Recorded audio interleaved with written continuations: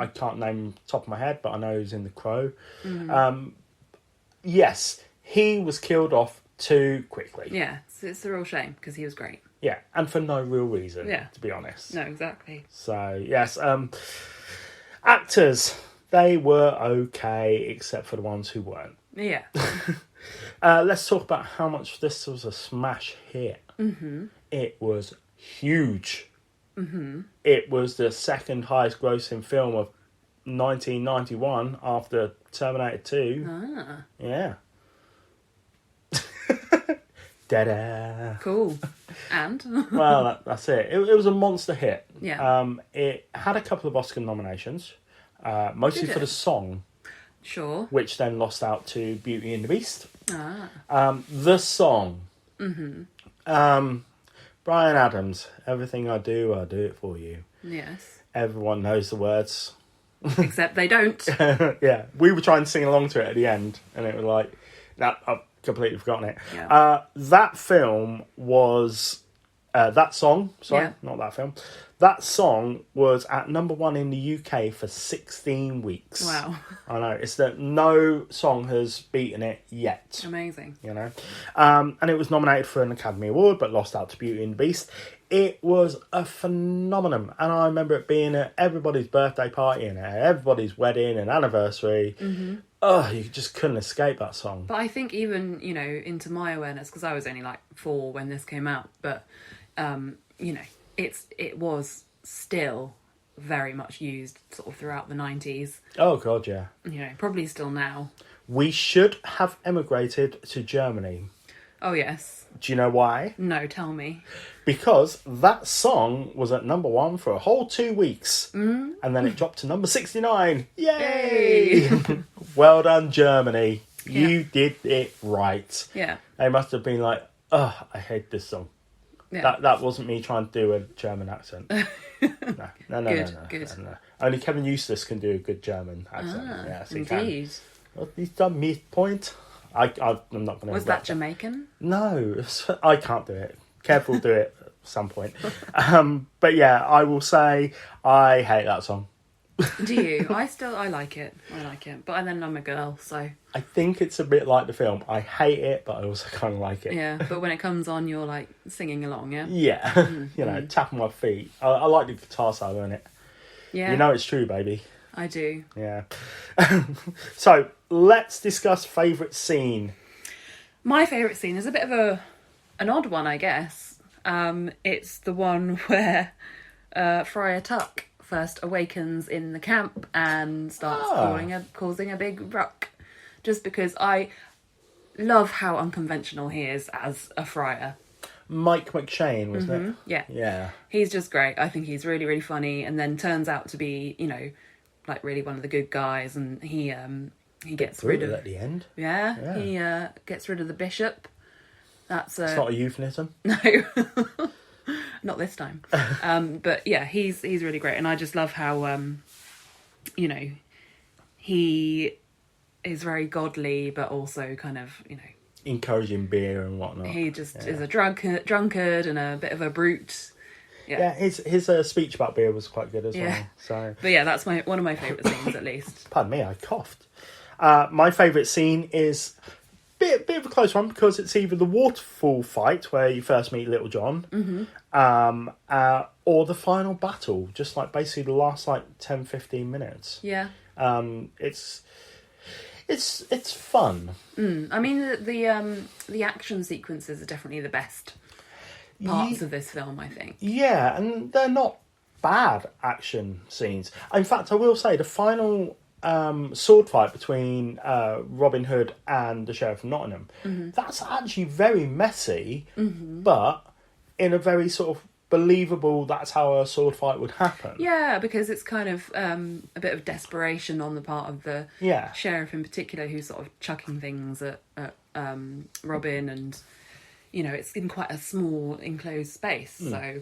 With lots of pillars. Yeah, exactly. That's a good fight. It is a good fight, yeah, I like it a lot. Which I will say, Kevin Costner, we hate him, but he was very, very, very accomplished as an archer. Was he? Yes, he was. So much so that there's a scene where the arrow splits another arrow. Yes. Okay, where you get the camera shot of Kevin Costner firing it, and then the camera goes over to where the arrow is, and you see it split the arrow. Kevin Costner actually did that. Wow. But they didn't have a camera on it. Oh. They were like, No. yeah, just fire the arrow, and he did it. He was very, very good, and a lot of people on set were like, well, he's good. He's good. Yeah. If only he didn't have that hairpiece, he'd be amazing. And spoke like a British fellow from Tup North. Well, yeah, from Nottingham, Yes. indeed. So, but yes, he was a good archer. Oh, that's very interesting. What's your favourite line? There's quite a few, and I'm guessing who they're going to be from. Well, I've just got the one, actually. Okay. I've got 3. I narrowed it down to one, because before we even watched it, I remembered what my favourite line was. My favourite line is, Loxley, I'll cut your heart out with a spoon. That was an excellent delivery there. Thank you. Well thank done, you. you. Mine is, of course, from the Sheriff again, because Sheriff gets all the best lines. All the best lines. And that's when, this is the famous one. Mm-hmm. He's talking to the scribe, yeah, one who's writing down how much to put the bounty on. Mm-hmm. And the scribe has just informed him that Robin Hood is basically liked. Mm-hmm. And the Sheriff goes, just a minute. Robin Hood steals money from my pocket, forcing me to hurt the public, and they love him for it? The scribe nods. Mm-hmm. And then the Sheriff just bats a cup at it and goes, that's it then. Cancel the kitchen scraps for the lepers and the orphans. No more merciful beheadings and call off Christmas. It's a great line. But then after that, it's the one where he turns around to the wenches and says, you, my room, 10:30 tonight. And then he says to the other one, you, 10:45. Bring a friend. It's like, of course it's going to be those lines. But also, my immature little brain has another favourite line. It's towards the end, during the battle, where Little John has just climbed up the wall. Yeah. And Fanny... Fanny is talking to one of the guards, and Little John comes up and throws him over a wall. Mm-hmm. And she just turns around and goes, hello, my lover. She doesn't even turn around. She just says it without even looking at him. It's great. And her name is Fanny Little. Mm-hmm. Little Fanny. No. Fanny Little. Well, but if he's Little John... then she must be Little Fanny. Mm-hmm. Which is funny whether you're from the UK or America. But, slightly different context. Also, she had 8 kids. Matthew. I apologise to everybody who listened to that. No, you just give us some facts, why don't you? Wash your mouth out first. Okay. Now, this thing, I've got a fair few facts. We haven't even talked about Sean Connery, by the way. Oh, well, he's in it so briefly. He is. But he looks magnificent. Playing King Richard. Mm-hmm. And who, by the way, King Richard actually spoke French. I was going to say, was he Scottish? He wasn't Scottish, no. But French was his first language. Mm. So, there you go.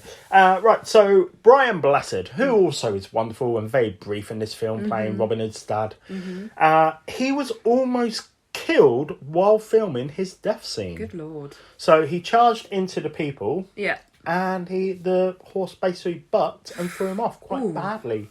Ouch. Brian Blessed just got up and carried on, but Wow. apparently had very serious head injuries. My goodness. So very lucky. Brian Adams sang the song for this movie, Everything I'll Do For You, which went on to be the best single for Adams' career, maintaining #1 spot for 14 weeks in America and 16 in the UK. Mm-hmm. We've covered that. Yep. Sean Connery was 61 when he played King Richard, who was 37 at the time of the movie's setting. Isn't he? He's just turned 90, hasn't he? He has. Happy birthday, Sean. Happy birthday, Sir Sean. Well done, mate. It's rumoured that Kevin Costner had some of Alan Rickman's scenes cut when he realised that Rickman was upstaging him. Oh. Wow. Yeah, he's still upstaged you, mate. Do you remember a couple of weeks ago we spoke about James Furman and The Exorcist? No. He was the guy who works for the BBFC. Oh, yes, Yes. I remember. James Furman, you. The retired former head of British Board, James Furman, said that passing this movie as a PG was his only regret of the time in office. because there's quite a few swears, including a F-bomb. There is an F-bomb, although the version we watched... Yes, that's the other thing. So, we watched the highly edited version of this film. At the end of the original version, you see the actual music video for Everything I Do For You, as well as Christian Slater going, F me, he cleared it, when he chucks Hazim and Robin over the wall on the catapult. Yeah. So, and he does actually, you can see it. If you watch whatever version you watch it, you can see him mouth the F. But it sort of it's dubbed it with something like, it almost sounds like he says blimey. Yeah, it's just pretty poor editing. Yeah. But yes, so he, James Furman, he regretted giving this film a PG. The play set for the toy company Kenner made to go on to do Robin Hood Princess, the toy set, it was actually a reused version of the Ewok Endor village. So exactly the same. Wow. While filming in oh wait, hold on. This one is especially for Dan. Oh yes. Yeah, and anybody else who I talk to about football. So that would be Joey from Hardly Paranormal. Right, you ready for this one? I am. We said we don't like Kevin Costner, but this made me kind of I don't dislike lean on him. the There's Costner just side. something about him. Come Right. on. Well, I've started to like him after learning this fact. All right.